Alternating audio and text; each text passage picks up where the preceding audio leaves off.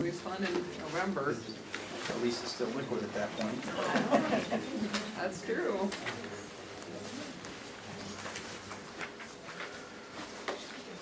Really good question. How much time you got? Yeah, I printed them and read them. Yeah, they were good.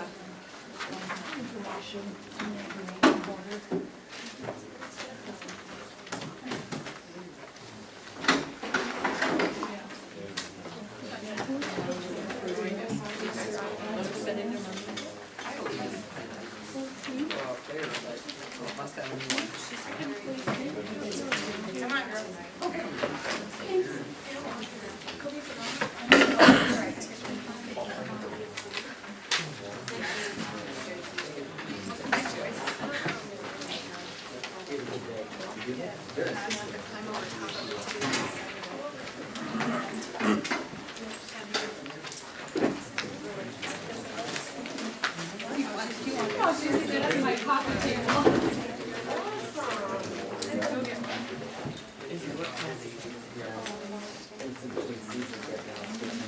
I saw they got that on queue tomorrow night, huh? That's good. We don't have a list of those who's gonna be there, except how people ask.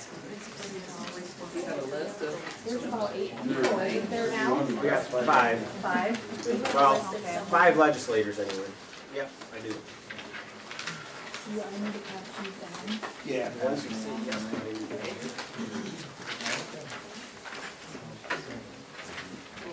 Okay, sorry.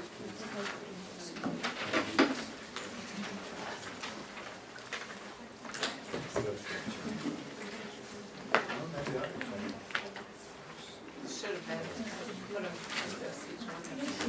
So we should just took a pile off the top. Oh, I took one from each. Come on. I hear we're seeing a cool demo from you. We'll see how cool. Messed it all up into They've been bragging it up. I'm excited. I'm confused on what Well, I'm you know how supposed that to do is. now. If it doesn't, it's because it's technology right at the moment you need it. I came down and set everything up. As soon as I turn it on, I'll get the screen. Yeah.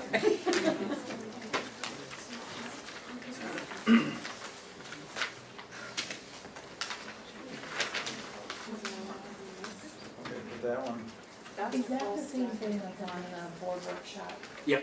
Okay, don't worry about it. Well, the certified one is, the classified one is the old one, and Shelley tweaked the classified one to Oh, match she the did? certified one now, yep. Okay, so, It's basically okay. the same thing, yep. So the certified and classified match? Is Pretty that what you're close, yeah. saying? Okay, I read them over, so.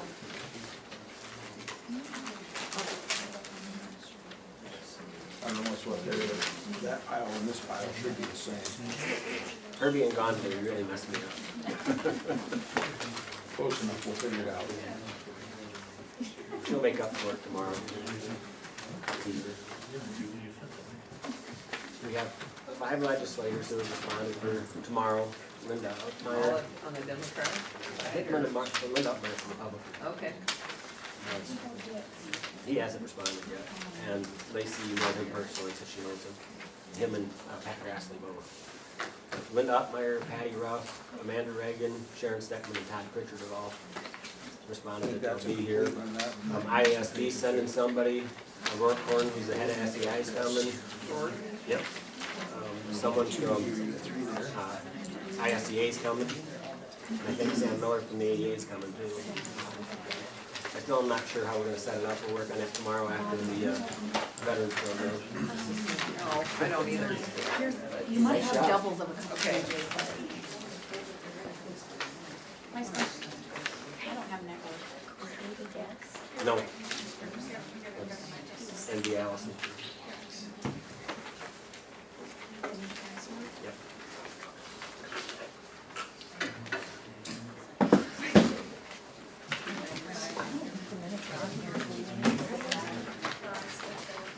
They're on there now. They are? Yep, I put them on about 5 o'clock. Oh, there they are. Yeah, 'cause I saw them at home. We've got more chairs coming. Yeah, I wasn't expecting that either, I was expecting. There you go. Yep. fourth time I've done that today. I do it for 88 people today too. The first two times I couldn't make that. It's bad when you can't remember those. You're not when you have a password. Okay, you guys ready? Christie? Yeah, I guess so.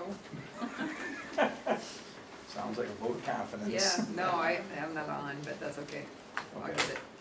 At this time, I'd like to call our meeting to order. We have one change to the agenda. Yeah, we need to add at 7A, it's budget modification for the Tier 2 site assessment with Cardinal ATC. It needs to be put in because we need to be able to still meet the deadline from the DNR, and so they can drill their holes in the ground before the ground freezes.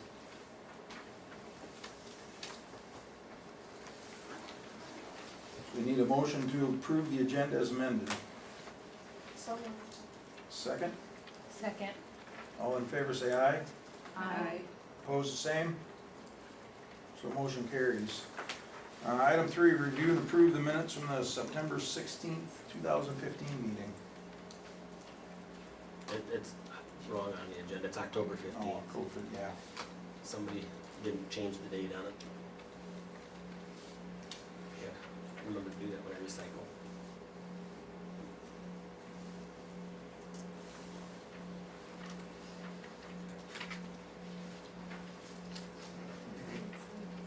Need more time to read it? No. I make a motion to approve the minutes from October 15th, 2015. Second, I'll second. all in favor say aye. Aye. Opposed, the same. So motion carries. Item 4, the financial reports. While you're looking through stuff, I'll go through the balances. Operating general fund has a cash balance of just over $1 million. Management fund has a balance of just under $153,000. Fiscal plant and equipment levy is $598,000. 1 cent sales tax has a cash balance of $371,283, and total assets when you include the CD of $441,326. Nutrition fund has $75,913. Activity fund $158,105. The trust and agency is $27,042, and total CDs $114,077. If you look at the general fund, we've received through the end of October, about 26.75% of our state money. And our expenditures, we've spent about 17.75% of our budget for the year. At this point last year, we'd already expended about 26.78% of our budget, so, sorry, that's the wrong line, 24.42%. So we're spending below where we were at last year, which is a good thing. We have like I said before, cash balance in the general fund of north of $1 million, so.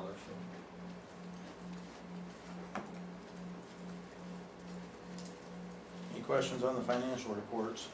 I had two questions. On the check listings, the book fair, was that just, it was like $2,000? Yep, that's what, the money that comes in, that's what we have to write the check to Scholastic for. Okay. Neil Wedeking, what repairs? $1,800, 71? Do you know that off the top I of don't your know head? which that one was. Will's done a lot of work here. He installed the air conditioner, he's done some light repairs. Okay, I'd have to go back and find the bill, see which one it was. okay. So, I think everything else looks good. I have a motion to approve the financial reports. So moved. Second, I'll second. all in favor say aye. Aye. Opposed, the same. So motion carries. Any public items of discussion? Yep, we have Amanda Willardson and Jessica. Jessica Rogers would like to address the board quick. As most of you know, these two both had their contracts non-renewed last year at the end of the year. And then we've hired them both back, and we're having some discussion about the amount of sick days they have, and they wanted to address the board about it, so. We're just here to discuss why our accumulated sick days were basically taken away from us. I hold the same position I had last year in the kitchen. I didn't re-interview for that job. I was offered it back. I found out with my first paycheck that I didn't get the sick days that, like I said, that I had accumulated for the last 3 years I've worked here. And I questioned it and didn't receive an answer several times.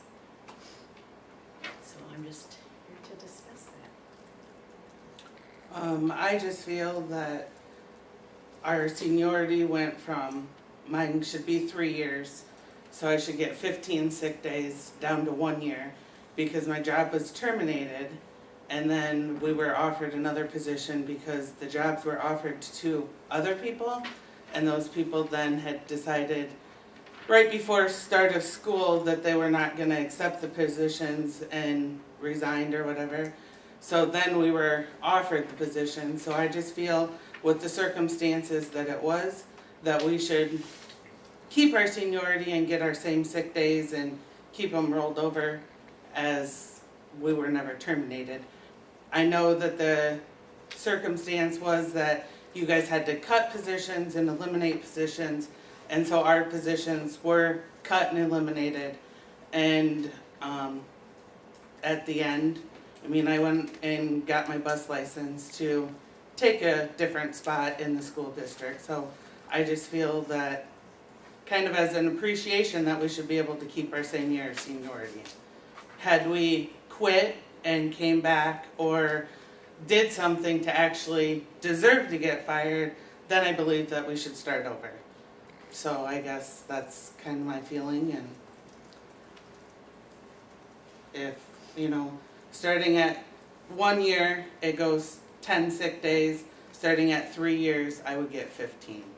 And I had accumulated 15 sick days from the last few years I've worked here. And they were taken from me, so. And I started over at 10.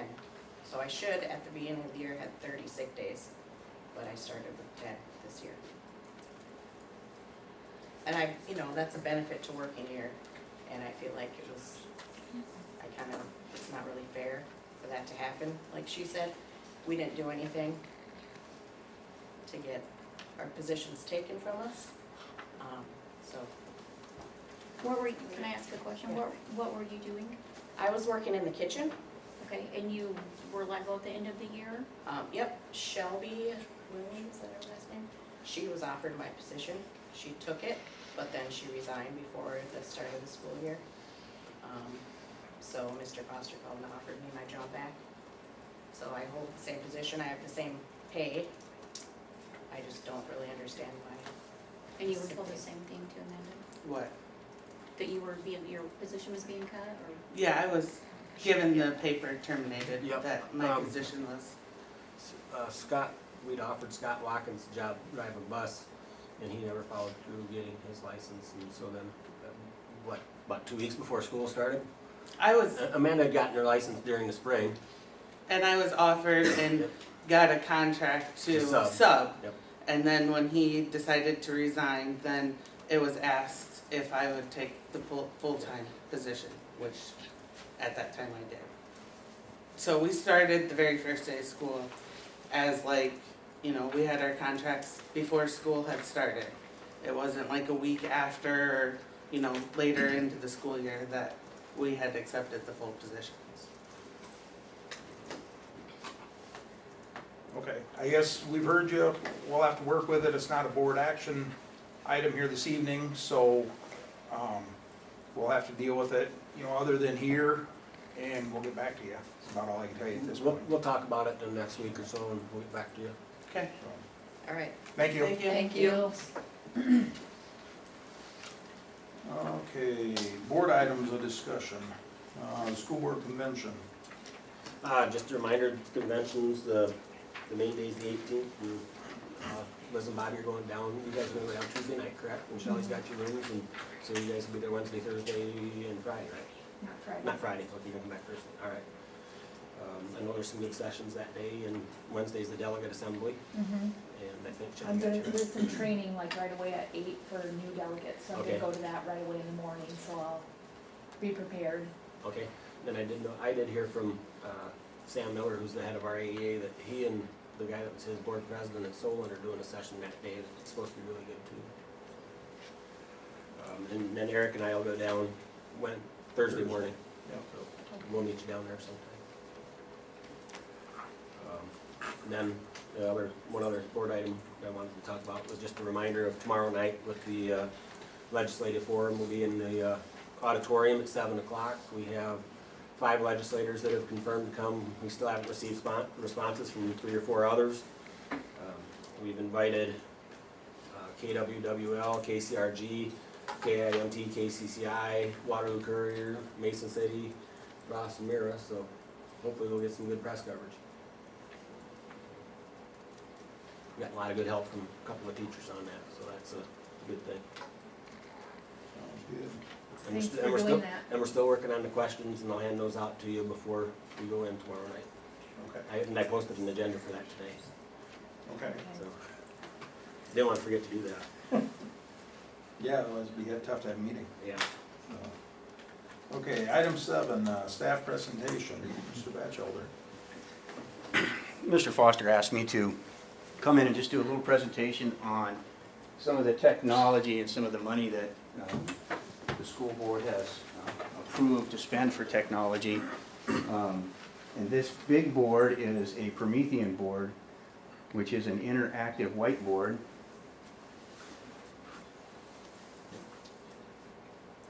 It doesn't want to turn on.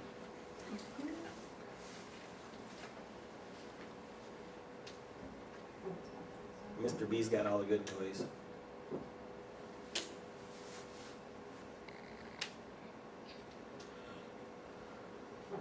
Did I tell you, We Christie? jinxed it. I said to him, I go, it's technology, you. Always something. Oh, it's green. Make it green? Or there's a Yeah. little green light Yeah. down there, so I might put some, just confused. Come on, baby. It's lost. It thinks it ran away from home. There it goes. Yep. Yep. Let me get things readjusted here. What this board is, it allows students, it allows me to come up and actually work on the board. I can choose a pen tool and I can underline things, I can highlight things, I can draw on the board, I can do word work with the board. Some of the students that I have are very low readers, so we're beginning to work on reading skills. And the board is a great way to get them into the reading. They can actually stand up, many of them have a lot of energy, and so sitting down and actually reading a book doesn't work for them. But when it's presented in this big picture, and their eyes can wander, and they can stand up and look, and I can say, turn the page, and they can go up and turn the page, and begin to work on their book. We can come in and do lots of different things with words, like I just demonstrated. I can take a word like another, and we can break it apart, and we can just start working with it right there on the board. I can also switch over to a blank screen if I wanted to. This one isn't the blank screen, but it comes up as a blank screen, and I can get in and I can just start writing words, or I can have words already up and I can be annotating and doing this. This particular piece is from a website called Promethean Planet, people that produce the board, and there's thousands and thousands of lessons that are pre-made from other teachers. This particular one is, I think, from a second grade teacher. And again, this is just on contractions, but the kids can come up to the board and they can begin to physically work with the words and dragging them into places and doing a number of things. I can do it with this, I can do it with math, multiplication, I mean, you name it, you search for it on Promethean Planet, look through the lesson, and there it is for you. If I was really good, I would be able to create my own boards. I just haven't gotten that far with it yet. But you can create flip charts all on your own. Okay? The other side of this is, with this package, came a document camera, which I have up over here. And so I can lay a document down underneath the camera, which I have up here. And I can do the same thing with a document. So I can do it with a worksheet, I could do it with anything where I can come up and annotate it, the kids can work on it. If I had one student working on a math page, he could fill out the math page, I could save it to a file, and then I would have an electronic copy or a portfolio of that student's work that they did on the board. So we can go almost completely paperless and still have saved all of their work. In this particular case, they're reading instructions on how to build this airplane. So they go through and read, and granted some of these words are huge and big. We're talking about 4th and 5th graders that are reading at a 1st grade level. So there gives a lot of opportunity for word work and taking things apart, but they get so involved with reading, and then they get an opportunity to go build their airplane. So we're at the stage right now where we're starting to cover the pieces and put the airplane together. Once it's put together, we'll go to the gym, we'll do a lot of math work with how far it flies, how fast it flies, all that kind of stuff. But it really gets them into reading. One tiger doesn't want to read whatsoever, I couldn't pull him away from it, because he knew that if he got it read, he could figure out he could go work on it. So that's the kind of stuff that this does. I also have the ability to work this from a distance anywhere around in the room. I think you guys see this at the high school. Mr. Ameline uses a slate quite a bit in math, I believe, right? Where I can actually take this, and I have an annotation tool. If I want to work on this word, I can do it. I can, if they're reading along, I can just follow above so that they can follow along with the words, and I don't have to be right at the board. I don't have to have a pointer actually going through the word. I could do the same thing with my computer. If I was sitting at the computer, I could still drag this along, but this gives me an opportunity to interact more with the kids. So it's multifaceted what you can do with it. Okay? It takes a little while. If I was going to actually start working on this word stabilizer to try and write remotely, it's kind of tough, but you can get it done. It's kind of sloppy, but I'm left-handed anyway. So that's a little bit about, it touches a little bit on what this board can do and what it provides for the kiddos. It's really an extension of my computer that I can interact with on the computer screen. If they were looking up websites or doing research or anything like that, this is Symbaloo, which is a bookmark, which is a bookmark creator, and they can just tap on any one of the bookmarks they want, and this is Promethean Planet, for example, and it'll come up. So they can run my computer directly from that screen. Questions? Thank you. One other toy that we recently got, and it's more than a toy, but it will look like a toy. This is a little robot called Sphero. In Sphero, you can do a couple of different things with Sphero. I can wake Sphero up, put Sphero down.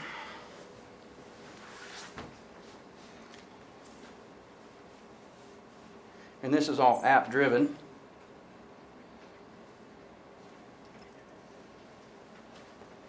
And right now there's a program on here that I can use just to drive Sphero. And I have an obstacle course set up in my room. And the kids can operate it through the obstacle course. They can get up on rails, they can jump it over things, they can do all kinds of different things. They can rearrange the obstacle course, but they can do all kinds of stuff. But it's all app driven, and I can just drive the ball around with my finger on the iPad.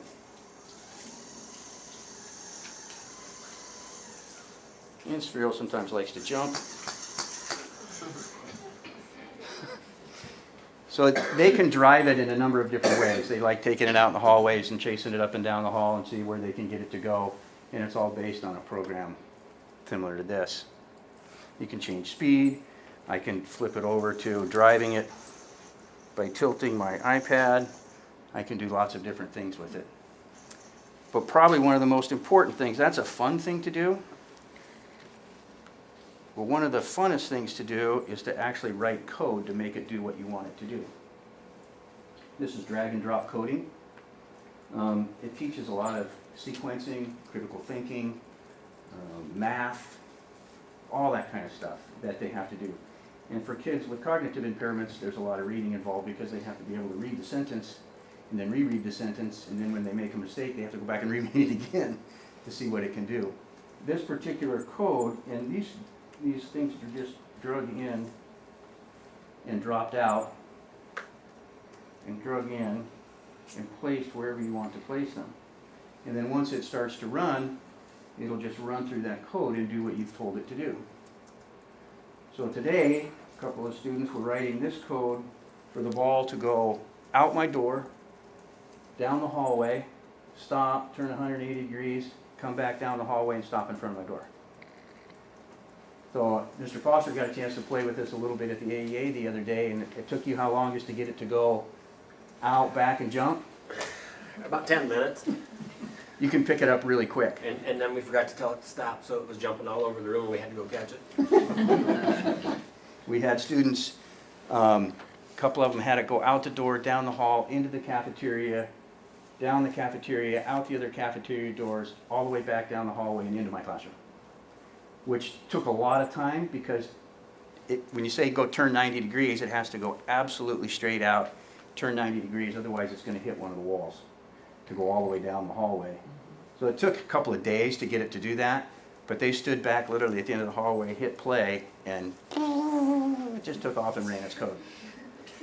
So that's teaching coding. I've been doing it with some gen ed kids. They like to come in for the recess instead of going out because they want to write code and tinker with this thing. There's a lot of math and reasoning that goes with it because you got to figure out how far it's going to go in so many seconds because it's going, one thing says like 50% speed for 2 seconds, or you can adjust that. So you got to figure out how far it is and to get it to go down that hallway and through those doors. That's a pretty big feat because if it goes short, then you got to estimate how many more seconds you got to go or step it off. This first code, this first line of code, well, it says when starting to play, change colors to, and I think I had it change color to pink. You can change it to whatever color you want, it's just a fun thing to do. And then the next line says move for 3 seconds at 100% speed. Right, so I could change it to 50%, I could change it to 4 seconds, but once they get that 3 seconds at 100% speed, how far is that? They pace it off, and then, well, now how long is it going to take you to get down to the door? And they pace that off, and they can figure out, well, maybe it's 9 seconds or 9.5 seconds. Run it, see what happens. Doesn't work. They got to go all the way back to the beginning to start the code all over. So they change whatever they change just by tapping. This one says turn left. I'm going to say that we're going to change it to right. There's lots of different code in here. There's some if-then statements. When the iPad is tilted forward, do this. These wait 1 second are in here because it goes out, it stops, waits 1 second, and takes off again. Makes it more accurate because the ball is still spinning. If you tell it to turn right, it'll spin and then it will be off of its angle a little bit. There's math statements in here. X of touch points, finger touching down, answer, last asked question. So there's all kinds of different things that you can put into this thing to do it. And I just got this, and so we're just now kind of breaking the ice with it a little bit to see exactly what it can do. There's 1 is less than 2, 1 is less than or equal to 2. I don't even know how to write that in there, yet, but we'll get there. You know, I imagine the Gen Ed kids will probably show me how to do that before I figure it out. Because I just kind of hand it to them and say, go play. Doug, can you talk a little bit about what you're doing with the wheelchair controls too, with the iPad and stuff? We have a student who uses a lot of technology. He has cerebral palsy. And so to get him to access a lot of the curriculum, he does a lot of electronically. So he has a mouse on his wheelchair, or excuse me, a joystick on his wheelchair that is connected to his computer, his communication device, and an iPad. And he can use that joystick to control all of those different devices depending on what he's doing. He also has an independent joystick that he can be in a different chair and sit on his desk. And if they're working on a math worksheet, that's already been scanned in and put in a file for him. They can pull that file up, and then they can annotate right on that document and either print that document off or turn it in electronically to the teacher. iPads are switch accessible, so that he can tap on a switch or two switches. One switch is to select the item and one switch is to move it to the next item. So if he was on his home screen, he could select this top row, and then once he hits select that top row, it'll go individual and might pick that first icon. He can hit the other switch, it'll move to the next icon until he gets what he wants. And then he hits that switch to select it. Because he couldn't put his finger on there and control what he was doing, but he can with a switch. Okay? So for the first time, he's been able to access an iPad. Now, unfortunately, not all apps are switch accessible. There are many that aren't. But those that are, he has the opportunity to be able to use it. This is new learning for him, so he's still getting used to kind of doing that stuff. He was working really well the other day with his math worksheet, and a spelling worksheet, and doing a spelling test, all with his computer. We have an online keyboard that comes up on his MacBook Pro. So when he drags the mouse over the letter that he wants to for his spelling word and he hits select, it's actually spelling out the words for him. Before that technology was available, he was pretty much telling his paraprofessional what he wanted to say. She was interpreting that and then writing it down, which was okay, but this truly then becomes his work. So that's kind of been this first quarter of learning for me to try to get this technology to work for him. Some of it was in place last year and the year before, and we're just kind of taking it a little further. He also has a head array, which is a device that comes up around his head, and he can control his mouse on the computer with his head array. He can also drive his wheelchair with his head array. He has the opportunity to choose whichever one he wants. Most of the time he chooses the joystick. But he's pretty darn good with his head array. Okay, so it's pretty neat to watch him run all of that technology. Questions? Say bye, Spiro. Oh, great, Thank you. Thank you. You bet. Okay, 7A, the budget modification. We got a letter from Cardinal ATC, who's the company that's been doing they did the tank removal and the drilling and stuff over at the elementary school. When they drilled the monitoring holes this last time, they ran into bedrock in all of the holes, and they didn't find any groundwater, so the DNR says they have to go deeper. They got to go through the bedrock to get to groundwater, to sample groundwater. The fee for that is $11,095, so we need to approve that. So I can get this back to them and they can get that done before we run out of time with the DNR. How many holes do they have to drill through there?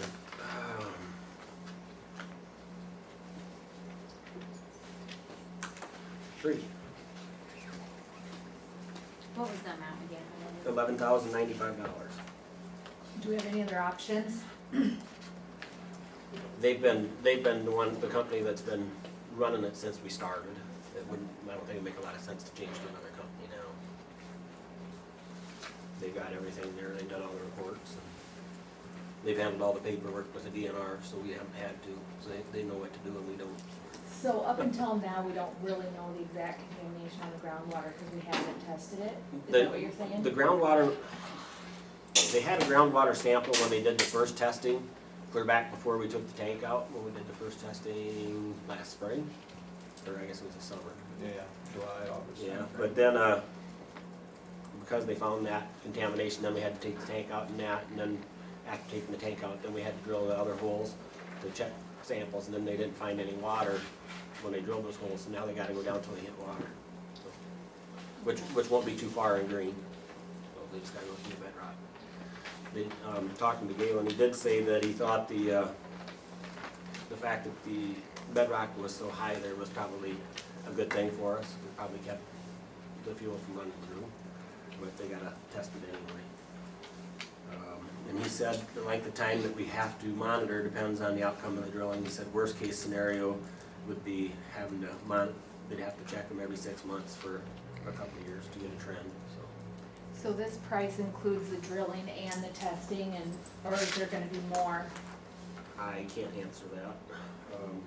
It includes the sample analysis, soil gas analysis, and environmental equipment. I just got open this today, so.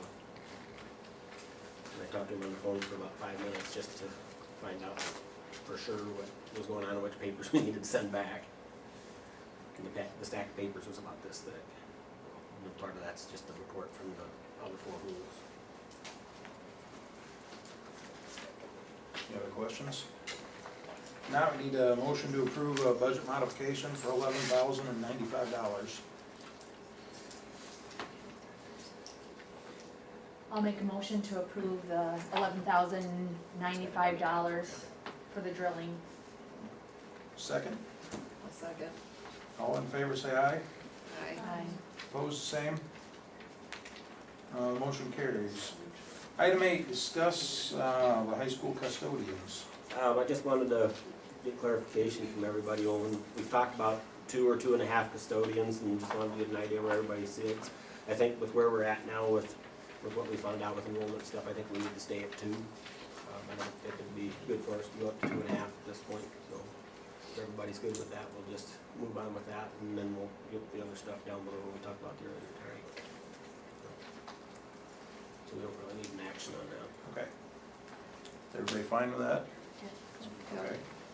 Item 9, discuss new high school clubs. Mr. Huff, you want to take this one? We've had 2 groups. One started meeting last year just as a trial of a social studies club. Mr. Goodrich heads that up, and he came to me with an idea of, there were some things that could really benefit our students. There's some model UN situations. There's a situation they went to this fall was kind of UN delegates, but they got to go to the capital of Des Moines and sit down in the legislative chamber there, and the students who went had to study position papers and write position papers to be prepared to be this model group down there, and he's doing a pretty good job with it, I think, and it's one of those things where if we add a new club, it's curricular. From the curricular standpoint, it's related obviously to history, social studies, civics, the whole thing. I think it's a really good addition to us, and we would like to, like we have Spanish club, we have science club, we'd like to start a social studies club and get the formal approval from the school board.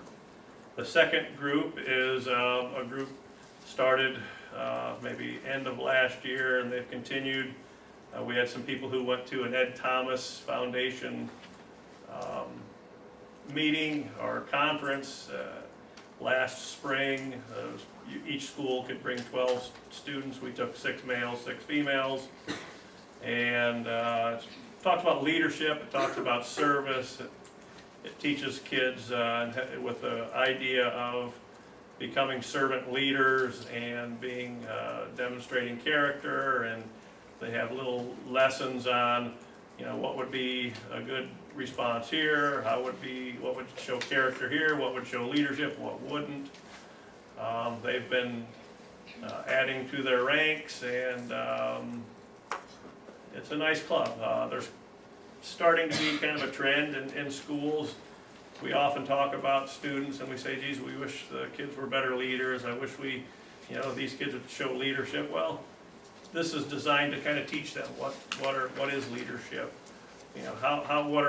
What actions do you take to be a leader, etc. It really fits in very nicely with our curricular goal of character education, leadership, service, etc. So this is another club we would like to see continue at North Butler High School. On the board website there's some documents and whatnot. There's a little note, there's a kind of a letter from Mr. Goodrich explaining his club, NBSS Club. And then there's one, that's, where is that one? Very top, ALC, October 1st, kind of shows you some of their agenda, they've been working to do some things. One of the things that they're looking at trying to do is create a buddy bench for the elementary school playground here. That's something, if you haven't heard about, it's kind of a neat thing. So,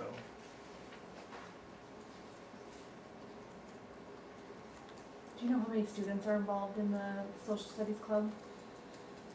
I wanna say 25, 30 kids.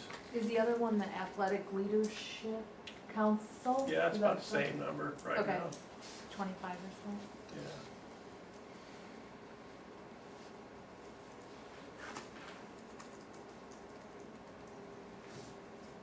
Who's in charge of the athletic leadership? Right now, it's Mrs. Beth Endelman, Kevin Clipperton, and Travis Miller.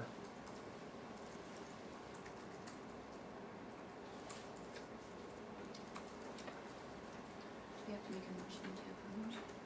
Yep. One at a time, or, Like we do it all together. okay, I make the motion to approve the social studies and leadership groups. Second, I'll second it. all in favor say aye. Aye. Aye. Opposed, the same. So motion carries. Item 10, approve the early graduation list. We got requests from 6 students to graduate early. Of course, that would be pending they complete all the requirements set forth by the board and state at the time, so it could be any time between semester and the end of the school year for some of them. The ones that have applied are Kimberly Evenson, Alicia Fox, Caitlin Johnson, Logan Markson, Brooke Menon, and Kara Schmidt, and I would recommend that we approve those early requests.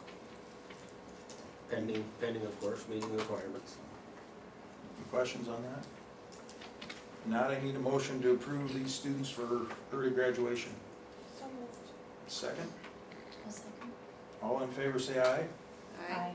Opposed, the same. So motion carries. Item 11, approve the SBRC application for new open enrolled out. The SBRC application for open enrolled out is, it's basically a formality. It's just that we have 11 new open enrolled outs. They are all either kindergartners or students that moved into the district between the end of last year and the start of this year. I swear I loaded that up.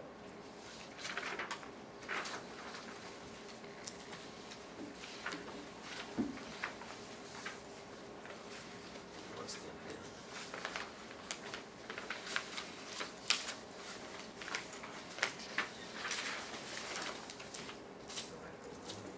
I have it on my email. That's on my phone. I can pull it up in my email. I know I scanned it in earlier today. I don't know what happened. Oh, you have it? Okay. Yeah, that's easier. Well, you don't have the remote anymore, right? This? Oh, here it is. Yeah, the orange one. The amount that we need to approve is $70,026. And I went through, when I sent this to you, I went through and highlighted the students and wrote behind it what the, whether they were new to the district or whether they were kindergarten. Kindergartners can open and roll out till September 1st, and if they move into the district, they have 30 days. And then one of those is a family of 4 that moved into Allison in mid-August. And they open and rolled to Waverly Shell Rock before they even got here. So we're approving that our district pays the other districts, is that what? No, what we're approving now is that we can apply to the SBRC for the spending authority for those kids, because we're gonna have to send that money to the other districts. So this approves us to have the authority from the SBRC that replenishes our unspent balance, our spending authority.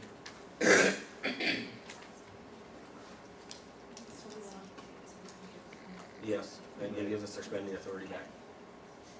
So we need a motion to approve the SBRC application for $70,026. So moved.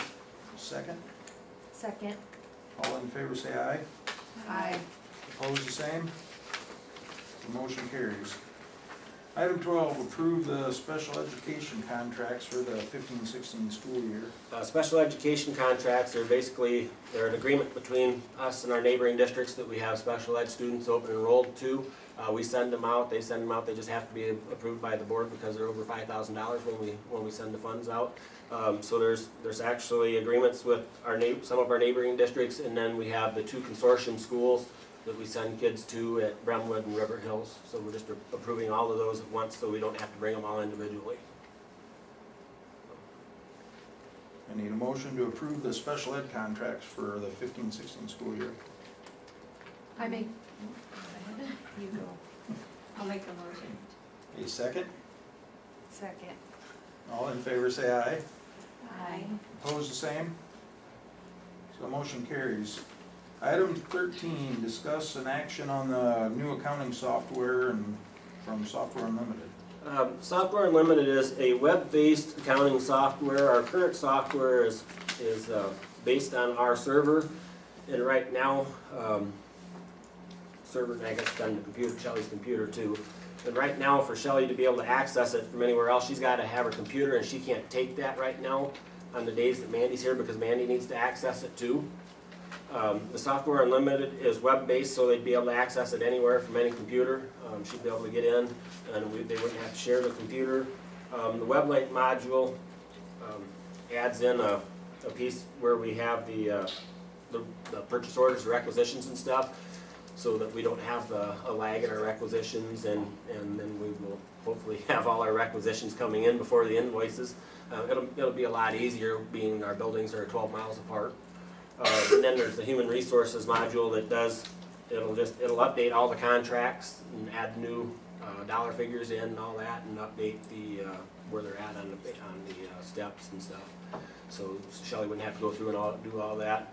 It also allows the staff, if they wanted to, say a staff member needed a copy of their W-2 or a pay stub from a year ago, they'd be able to just go into their portion of that, according to what Shelley's told me, and they'd be able to print that off themselves instead of having to have Shelley do that for them. Because a lot of times, if like right now, if somebody comes in and asks Shelley for a pay stub from 2 years ago, it's hard for her to find that because she wasn't here when it was done. And digging through the software that we currently have is kind of like pulling teeth sometimes. It's old.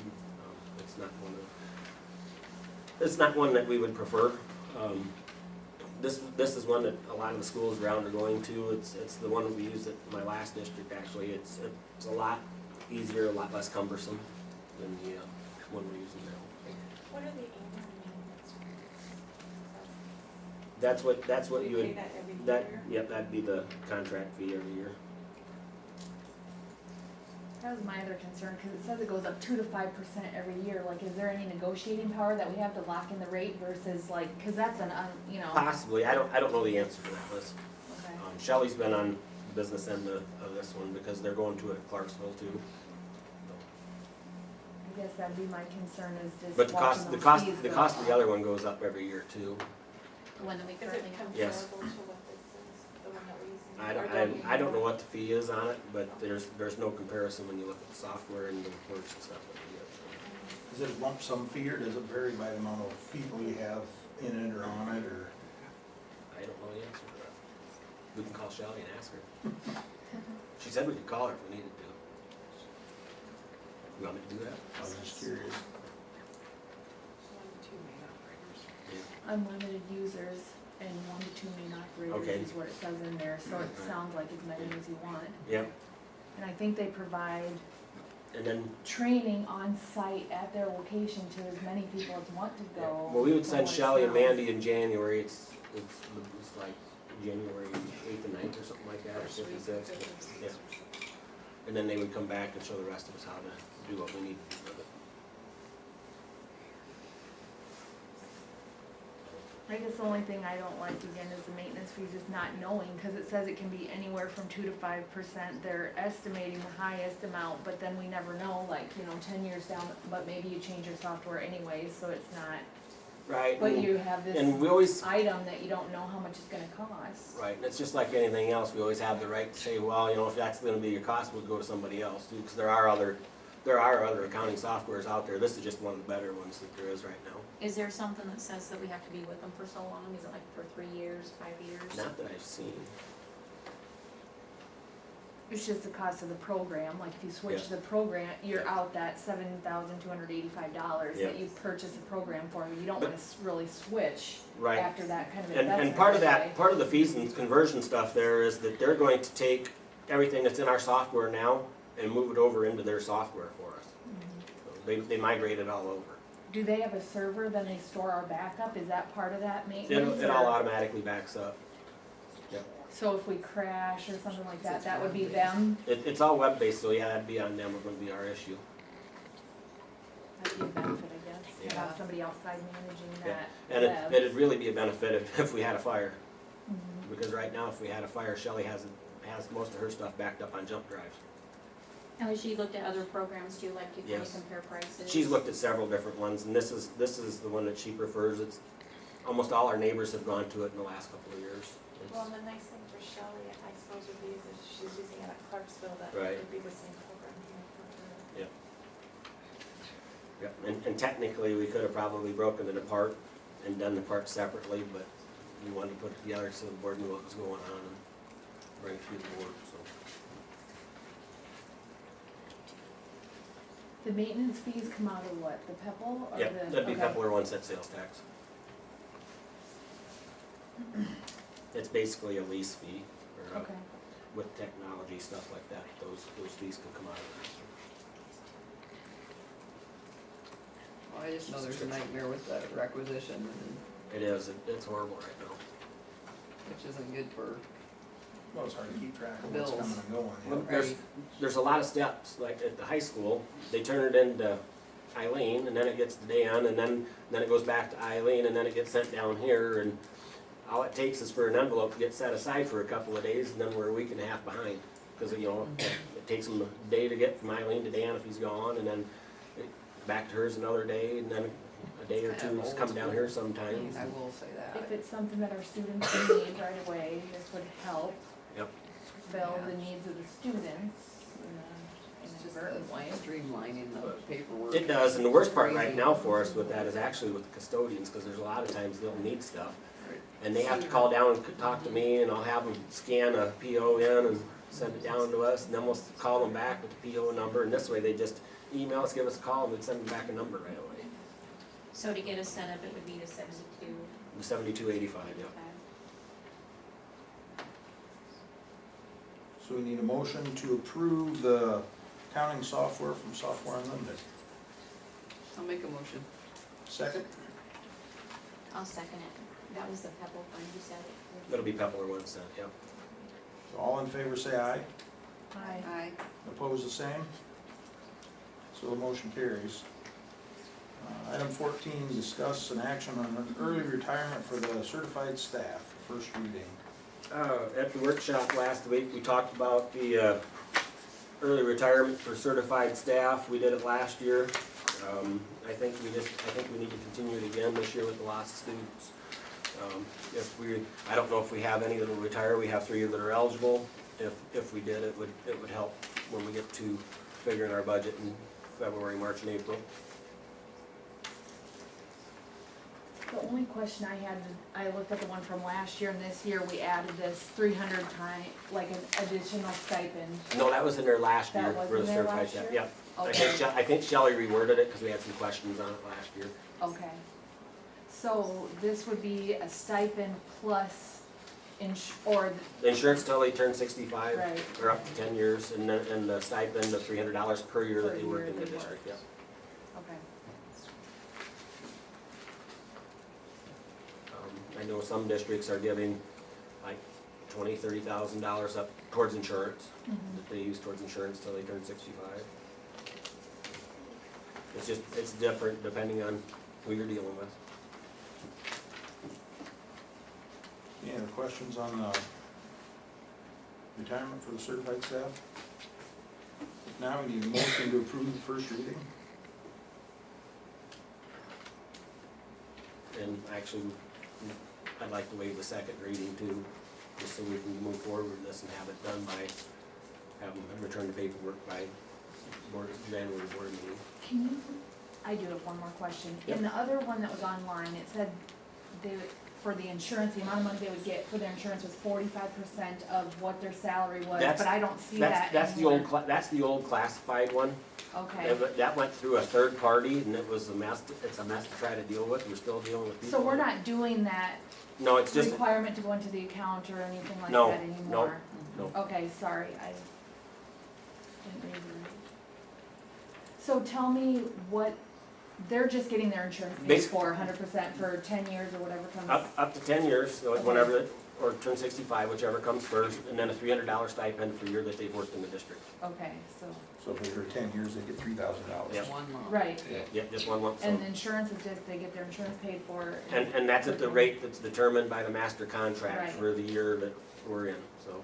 And Okay. not this year, whatever year we're dealing with, so. So that part of it isn't based upon a salary or anything like that? No, It's just a it's just- stipend that's based on years of service? Correct. Okay, thank you for clarification. Okay, so can I get a motion to approve the early retirement for the certified staff with the waiving of the second reading? I'll make a motion. Second, I'll second it. all in favor say aye. Aye. Opposed, the same? So the motion carries. So item 15 would be the early retirement for the classified staff. And because of where we're at financially and with the changeover to the TLC and that, I think we could save some money if some of our classified staff that are eligible for retirement, the 12-month classified staff, because they're the only ones that get insurance. I think that we should go with the same program for those. And I would recommend that we do the $300 stipend per year and insurance till they, for up to 10 years till they turn 65 for the classified staff also. We have 4 that would be eligible for that. One of them would only be eligible for the stipend and wouldn't be eligible for the insurance because they're over 65.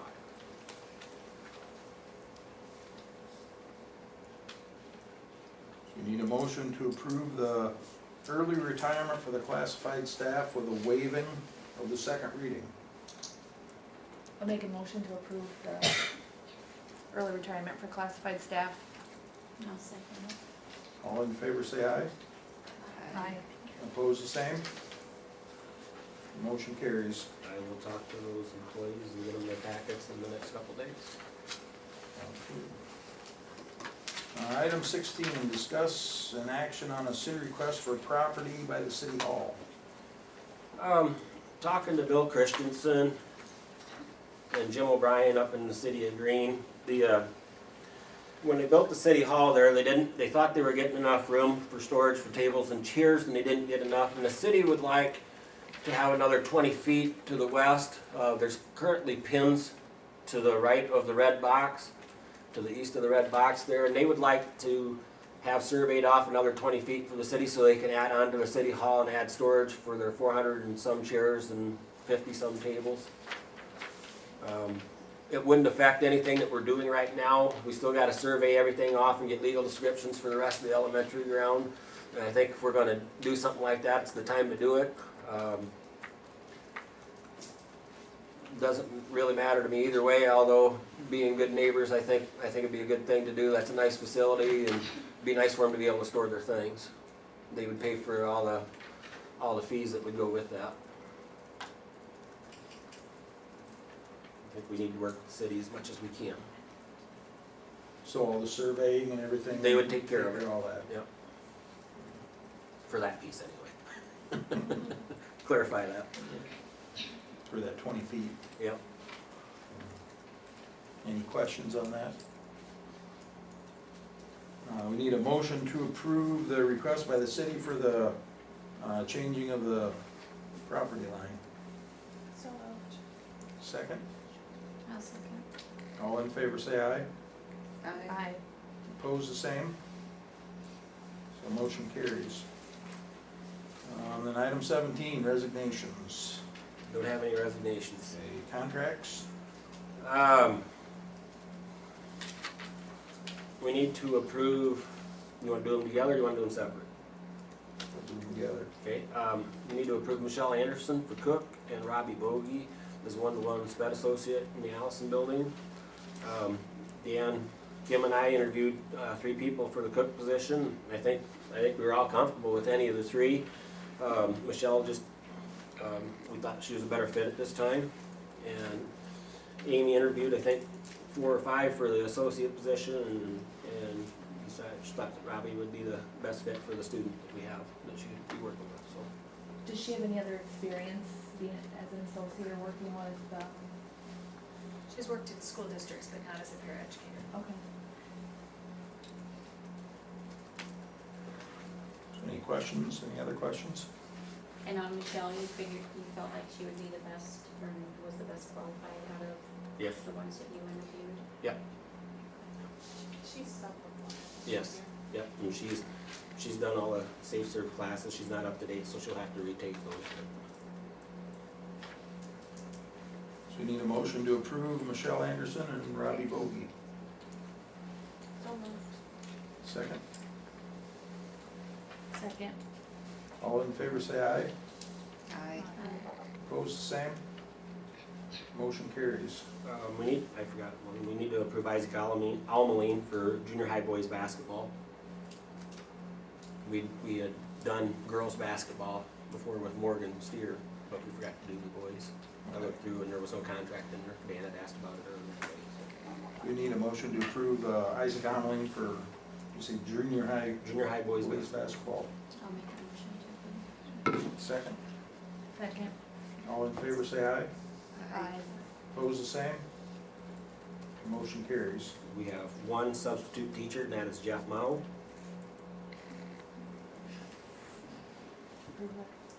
Yep.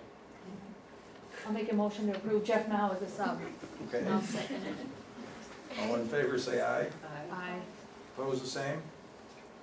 The motion carries. And then we have volunteers, basketball coaches. We have Jeff Lindell and Beth Endelman for the girls, and Tom Nettleton, Jordan Eberline, and Mike Lammers for the boys. And Mike Lammers would be both junior high and high school with the boys.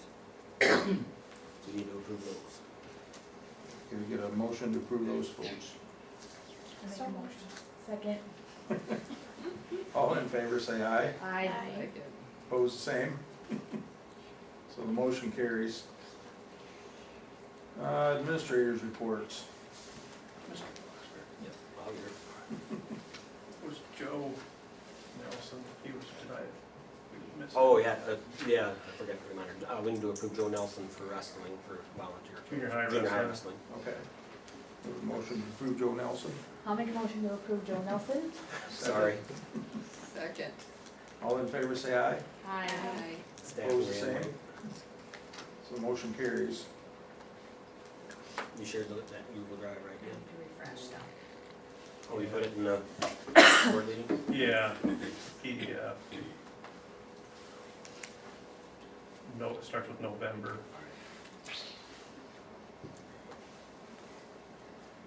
For the elementary building, this past month has been busy like they all are. The preschool teachers and staff need to be commended for a wonderful family activity day that they held. This is a requirement for the statewide voluntary preschool grant, but they really go above and beyond what's expected.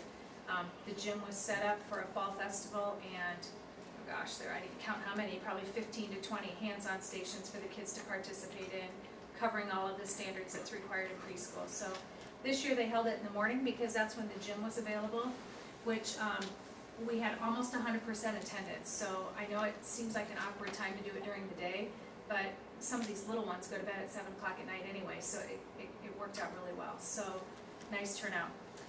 Our K-4 students had a Halloween parade. It was also very well attended by parents and community members. One guest who shared with me, it was kind of cute, who was a little bit elderly, said to me, "It was so nice to have it in the gym because I could see all their costumes. When they come to my house at night, it's hard to see them." And so it was nice that a wide variety, it wasn't just parents there were grandparents and community members. It was very nice. So, and thanks to the staff who dug into their basements and attics, who brought in costumes so that everybody could participate, even kiddos that maybe didn't have a costume or forgot to bring one. We had a very nice 2 evenings of parent-teacher conferences. Teachers contacted those families that were not able to attend, and they either rescheduled or shared via phone interview or phone conferences. Thank you to the Lions Club and PTO for providing dinners those evenings. Mrs. Junker held our book fair during conferences, and when we do that, we earn a lot of free books for our library. So if you weren't aware that in turn helps us out here as a district, that's very well appreciated. Our K-4 students attended the dress rehearsal of Cinderella last week. They came back skipping and smiling and had a great time. So tomorrow we're going to be hosting a Veterans Day Assembly. The day will start with a breakfast here in the Media Center for the veterans, and then we'll have the assembly in the auditorium. And then it will follow with the veterans answering some of the students' questions in their classrooms. 2nd through 6th grade will be taking the Iowa assessments starting next week, and makeup tests will be the following week. Our teachers have started doing some test talks, especially in the upper elementary grades, with the kids about maybe how they scored last year and some goal setting. We're going to have a group test talk tomorrow afternoon with 5th and 6th grade as well. And then I just wanted to share, I send a weekly newsletter out every Friday. Most families get it through via email, and then about 75 or so get paper copies. And I have started sharing with parents about the new reading requirements that are coming our way. Most of them will not start, well, some of them have already started, but the big ones that you'll hear more publicity about will start in the 16-17 school year, where students that are not proficient on the FAST assessment, that are pegged, so to speak, substantially deficient, meaning they have scored non-proficiently twice in a row, at the end of 3rd grade will be required to attend 75 hours of summer school, or could possibly be retained in grade 3. So this is legislation that was passed a while ago, but the different levels of it are now coming into effect. By a certain year you had to be doing this, and by a certain year you had to be doing this, and these are the things that are kind of creeping around the corner now. So as an administrative team and with the staff, we started having conversations about that. So kind of put the bug in parents' ears via newsletter, as well as a lot of teachers brought it up at parent-teacher conferences, just so we get that partnership continuing to go as far as the more they read at home, we'll continue to work hard here at school and do a lot of interventions and try to get them all proficient, but any partnership we could have with parents would be much appreciated. So I don't want that to be sprung on parents and have them going, oh my gosh, I didn't know this was coming. So started to lay that groundwork so they're aware of some of those upcoming changes. So I think that's it for the elementary, at least for now. So Dan? This month, it's a lot of music stuff going on. The sports kind of wind down, and I think that's why when they wind down, it brings in a lot of opportunity for other groups to get in. Every other year, our high school choir vocal department puts on a performance of a musical. This year was the year that they would do one, and they selected Cinderella, and it was a big hit. We had 2 really great crowds. Friday night was really big, and Saturday was really good for a Saturday, a beautiful fall Saturday afternoon. Really congratulations to our students. They put in a lot of work for that. They memorized their lines, they learn their cues and have to sing, and there's sound that's involved and lighting, and there's a lot of behind the scenes stuff. So I want to congratulate the students and Mr. Strong. That's his directorial debut, and he did a great job as a that's always tough to get that first one under your belt, and he did a great job. Iowa assessments will be the week of not the next week, but the following week, November 17th through the 19th. Just so you know, at the high school, we do our testing in the morning. Tuesday, Wednesday, and Thursday, we've got about 2 hours planned. There's breaks in there, so they do, maybe about an hour and a half worth of testing, and then have breaks and whatnot. Our seniors don't need to come, and then when testing's over, we run a 2-hour late schedule, like if we started school at 10:20. That's what we do at the high school. So if you see seniors, they don't need to report until 10:20 on those 3 days of testing. We also plan to share with our students some of the what Amy called a test talk, and just talk a little bit about where they've been at and the effort needed, and set some goals for their scores as well. We are also hosting our annual Veterans Day program. It's actually on November 11th, Wednesday. Our 2 junior high and senior high student councils will be playing a part in planning and hosting the show. Our music department will be doing some combined, performances of junior high and high school, and some separate ones. We've added a few wrinkles to it this year to kind of bring in some of the stuff that was really important to our 7th and 8th grade students. We'll be hosting panels of two veteran panels at 9:30. We'll have the 7th grade students in the band room, for example, the 8th grade in the choir, and there'll be a panel of 3 or 4 or 5 veterans in each room who will talk about their experiences. Mrs. Beck had the 7th and the 8th graders work on questions, what they would like to know from the veterans. And she also talks about what would be appropriate type questions, what would be inappropriate questions. We're having a little social time for the veterans prior to the program, and we are, our nutrition staff and senior high student council will be serving a lunch in the old gym for veterans and their family and community members. Also, our 7th and 8th grade social studies students have put together a tribute video to our veterans that we'll show at the thing. It's a great opportunity, and it's great that all of our school students get to participate and start learning at a very young age how important it is to pay tribute to our veterans and thank them for their service and know how important that is. It's not something always done, and we're very, very fortunate that we live in communities that really recognize the veterans, and it's great for our students to grow up year after year expecting to pay tribute to them. So Top of Iowa, our new conference, we have 18 schools in that. A lot of it's athletics, but a lot of it, what we're trying to do is make sure we're bringing together a lot of curriculum, a lot of outside opportunities for students. For example, the Corn Bowl Conference always had an honor band and a choir band every other year. The North Iowa Conference didn't do that. That was important to us in the Corn Bowl, so we're doing a Top of Iowa Conference honor band. That'll be held next Monday in Mason City. Each school will bring so many band students. They'll get to work with guest directors, and then there'll be a concert that evening.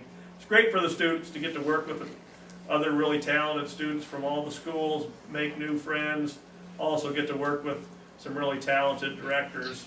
It's a great event. Top of Iowa is also hosting a speech tournament. That'll be held on Saturday, December 5th.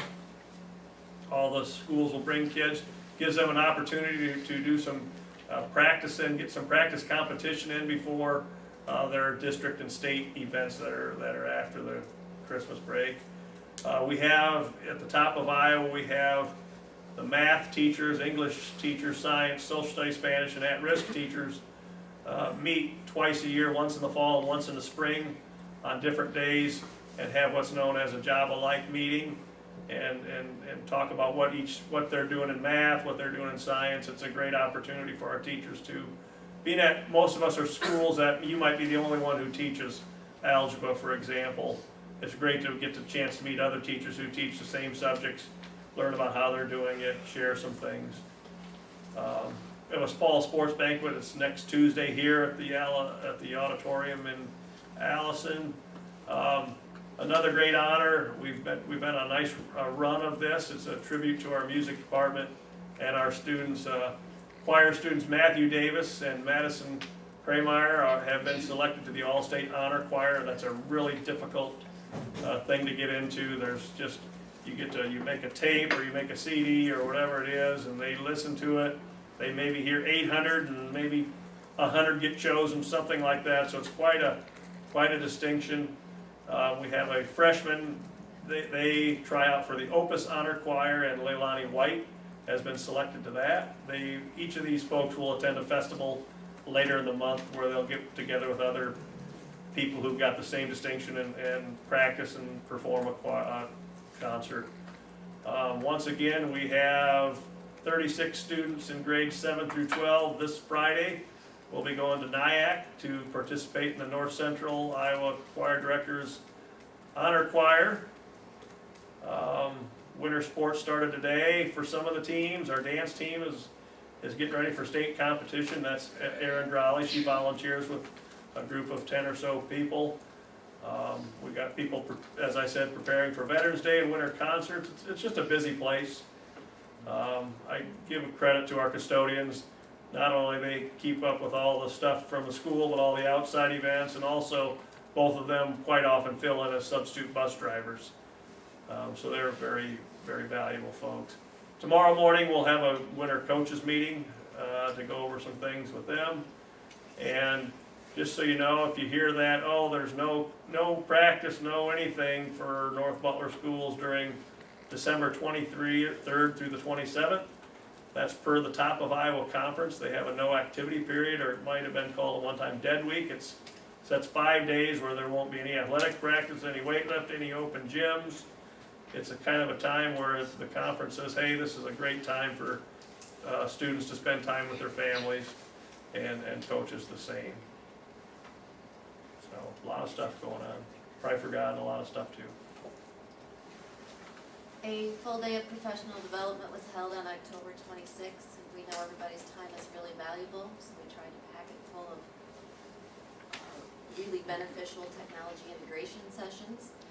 We had a Skype session with a famous keynote speaker, Kevin Honeycutt. We had a Google certified trainer, Andy Crozier here, doing Google sessions all day. And we had training from the AEA technology consultant, Michelle Cowell, who talked a lot about the SAMR model, which is a good model to use when trying to integrate technology to make sure that it's meaningful. And several of our teachers presented sessions there as well. There is a link there if you'd like to check out our agenda. More technology news, we had 6 teachers attend ITech on October 12th and 13th. And they were able to share the highlights from that conference with the faculty when they returned. And an upcoming one on December 3rd and 4th, we have several teachers presenting again. Mr. Bacheldor will be talking about his Spheros, Patrick McAlpine about some green screen video creation, Beth Trolson about technology for music teachers, and Susan Ackerman with stop motion video. So they will be presenting, and then we'll be sending some other teachers just to the conference. The TLC application was submitted in October, a little bit of news on that. We should know in December if we get funding, and there are some meetings coming up for administration for us to start learning about how to help our coaches when they get into those roles with Diane Sweeney. She focuses on student-centered instructional coaching. We've also started using Talent Ed Perform, which is an online program for teacher and staff evaluations to make evaluations and walk-through evaluations much easier for principals and staff. And the faculty will be starting to look at new reading series this week. There are 3 of the main reading companies there. These were selected based on their alignment with the Iowa Core. Availability of resources for special education, TAG, ESL, at-risk, etc., and access to technology resources. So starting this Wednesday, teachers will start to look at each of those, speak with representatives of each company, and rate each of them based on similar criteria from above provided by the literacy specialist from AEA 267. Also, some more curriculum news. The next generation science standards were adopted earlier this year. We've gotten a little bit more news on that. We need to fully implement the new standards by 1819. There will be some implications for the courses we offer. In the coming years, we'll have to look at that pretty carefully. But we're going to start to send some of our science teachers in February to be really looking at those standards. New ESL standards have also been adopted recently. I'm going to check those out tomorrow and the next day at the Iowa Culture and Language Conference, as well as the new assessment that has to be used.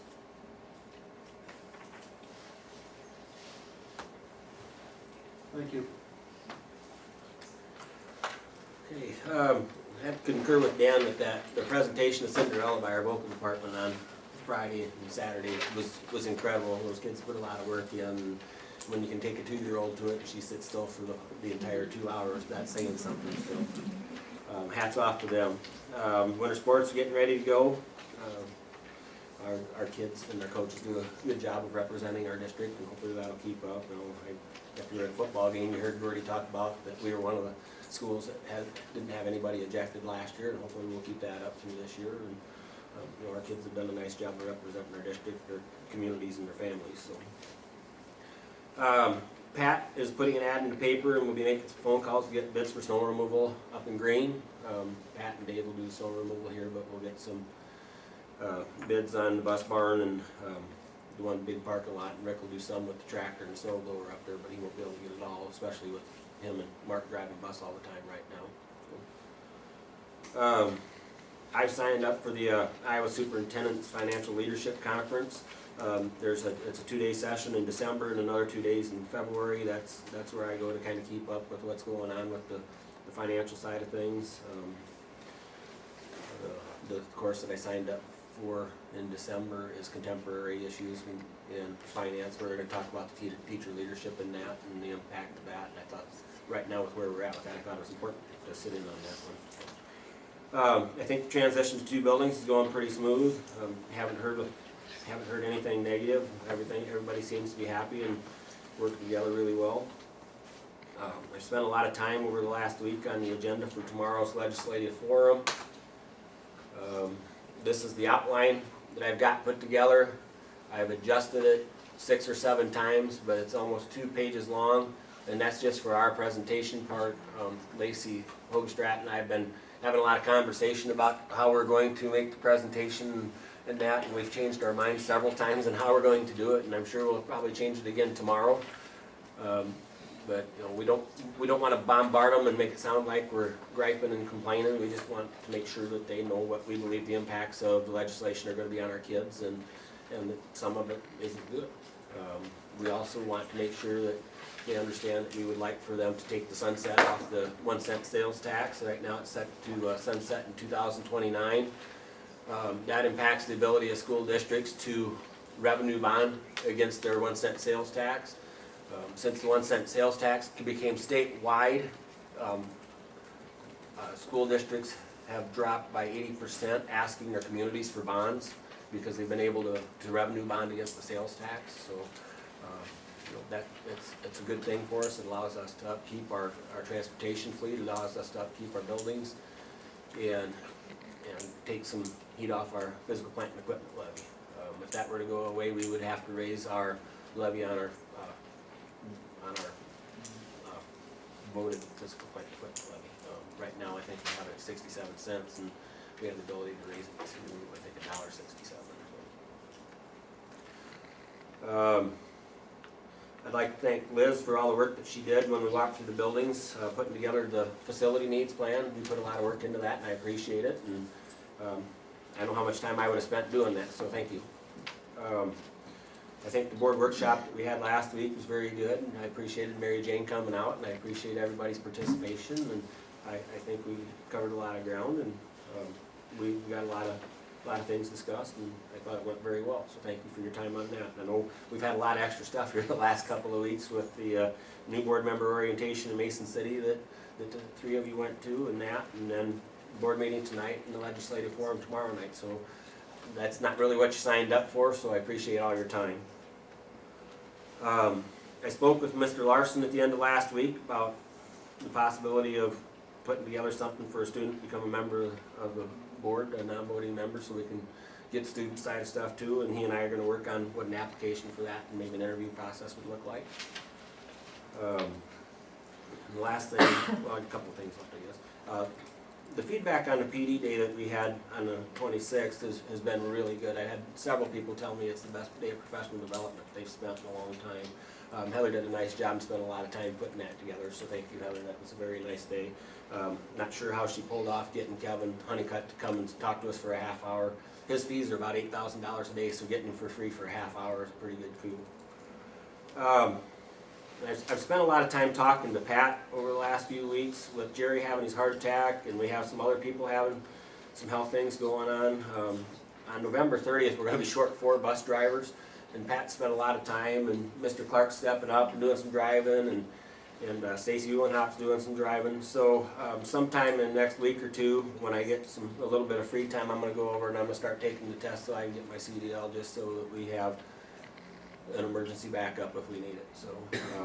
So if you know anybody else, anybody knows anybody that wants to drive a bus, have them get a hold of me, because we're short drivers right now. Mark and Rick are driving every day with Jerry being out, so that's kind of cutting into everything else. Thanks for doing that. And I will talk to those that are eligible for retirement tomorrow, and I'll call the city of Green tomorrow, and we'll get all this stuff in the mail. You have your CD on, don't We're gonna pass your endorsement though. You got air brakes though. That's not that hard to get. What, the passenger endorsement? Yeah. Yeah, I know. Yeah, but with driving a school bus, so there's a lot of other Yeah. criteria hoops you gotta jump We need to talk through. Ty. Yeah, good luck with that. We need a young guy. I need a motion to approve the administrator's reports. Second? Second. All in favor say aye. Aye. Opposed, the same? So the motion carries. So item 19, the board reflections of the meeting.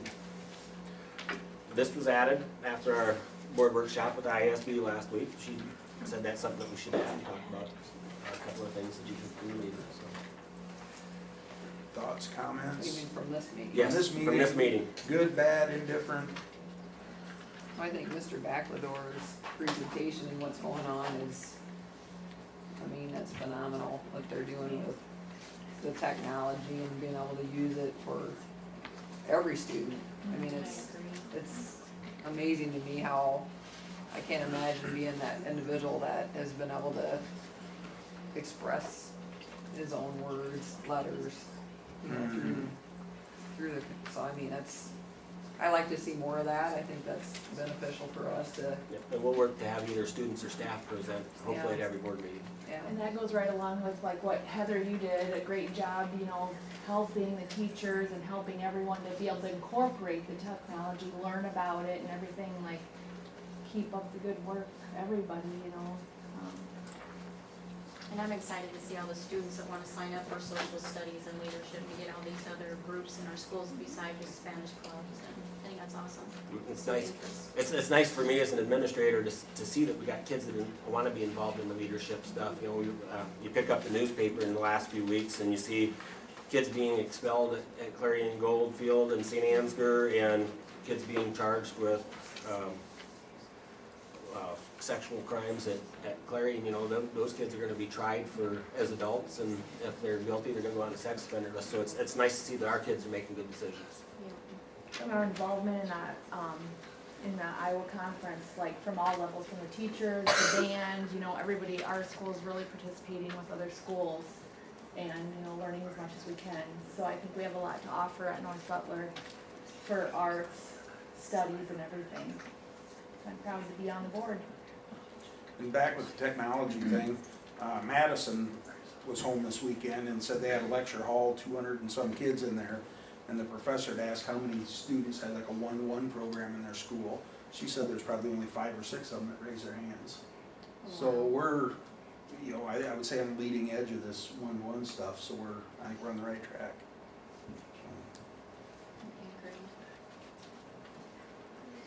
Sounds good. We'll see you all tomorrow night, hopefully. I heard great things about Cinderella too. I didn't make it, but Yeah, I did hear a went lot to- of community. I brought my almost 2-year-old too, and she sat there, all 3 of my kids I took, and they all sat there and watched it. It was That's excellent. great. They did a great job. Good job, students. You were in there.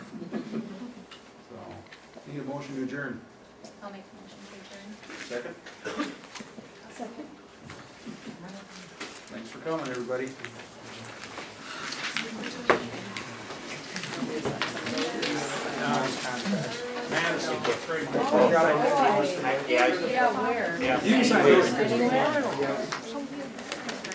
I just want to clarify. Thank you. Yes. Deanna, what time is I heard you did really well. Wednesday, the actual program is supposed to be at 10:30. Yeah. Small group. Worth about 1 And then the main group will come at 10, we're having a social forum. And then we'll go in and see. Another Oh, workshop. that's.